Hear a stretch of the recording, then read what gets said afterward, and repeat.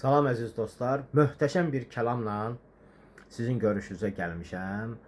Möminlərin əmiri Həzrət Əli əleyhissalam çox möhtəşəm bir hikmətli kəlamı var. İstərim sizlə də bölüşüm həmin o kəlamı.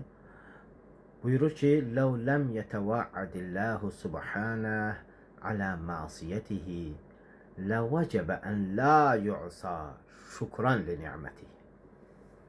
Buyurur ki, Allah Teala günah etməyə görə əzab vədəsi verməsəydi belə,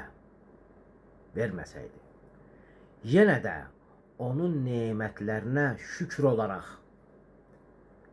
günah edilməməsi vacibdir. Yəni fərz eləyək ki, günaha görə Allah Teala əzab vədəsi verməyib, amma ona qarşı günah edilməməsi nəyə görə vacibdir? Ən azından Allahın bizə verdiyi nemətlərə görə vacibdir. Nəinki biz elə əzabdan qorxub günahdan çəkilirik, yox. Əzabdan qorxmadan onun nemətlərinə şükür olaraq belə onun qadağan elədiyi günahlardan çəkinmək lazımdır. Sağ ol.